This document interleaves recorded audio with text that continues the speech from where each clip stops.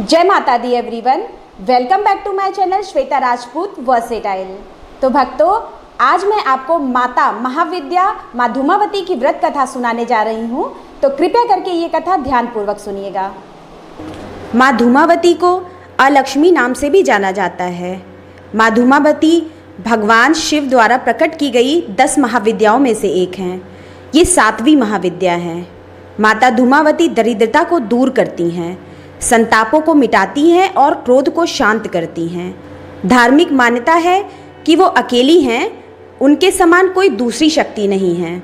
कष्टों से बचाने के लिए देवी धूमावती की पूजा आराधना की जाती है। श्रद्धापूर्वक माँ धूमावती की पूजा करने से प्राणियों के समस्त कष्ट दूर हो जाते हैं। देवी धूमावती का स्वरूप बेहद उग्र, बूढ़ी और विधवा स्त्री का है। वे सफ़ेद वस्त्र धारण करती हैं और उनके बाल भी बिखरे हुए हैं।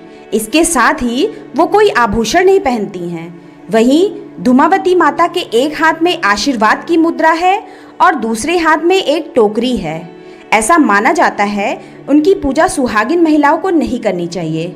उग्र रूप होने के बाद भी माता धूमावती अपने भक्तों के जीवन से दुख, दर्द, संकट, निराशा और मानसिक पीड़ाओं को दूर करती हैं। ऐसे में जो भक्त माँ की कृपा प्राप्त करना चाहते हैं, उन्हें सूर्योदय के दौरान उनकी विधि अनुसार भाव के साथ पूजा करनी चाहिए। तो भक्तों, आइए अब हम सुनते हैं माँ धूमावती की व्रत कथा। धूमावती पार्वती का एक रूप है। माँ धूमावती के प्राकट्य से संबंधित कथाएं अनूठी हैं।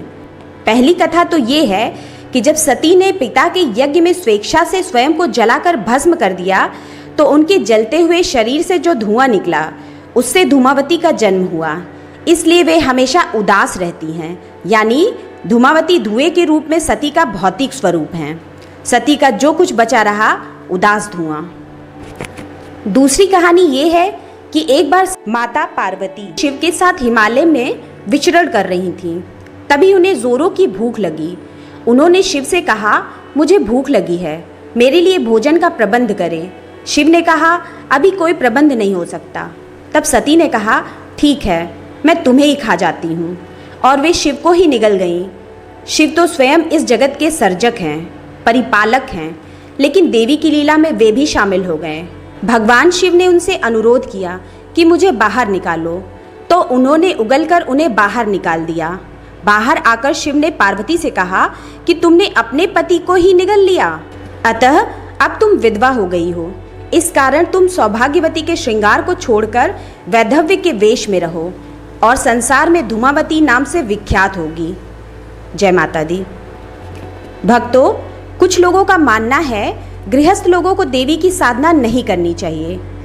इन महाविद्या का स्थायी आवाहन नहीं होता, अर्थात इन्हें लंबे समय तक घर में स्थापित या विराजमान होने की कामना नहीं करनी चाहिए, क्योंकि ये दुख, कलेश और दरिद्रता की देवी हैं। जब शुरू करने से पहले आवाहन करें और खत्म होने पर विसर्जन कर दें। जय माता दी।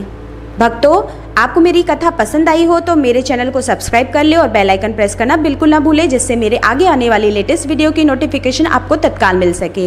एंड मेरे वीडियो को लाइक एंड कमेंट्स भी ज़रूर करें। मेरे इस वीडियो को अपने फेसबुक, व्हाट्सएप, इंस्टाग्राम पर शेयर करना बिल्कुल ना भूलें। तो यहीं मैं अपना वीडियो समाप्त करती हूँ। मिलते हैं नेक्स्ट वीडियो में, तब तक के लिए आप लोग अपना ख्याल रखें। जय माता दी।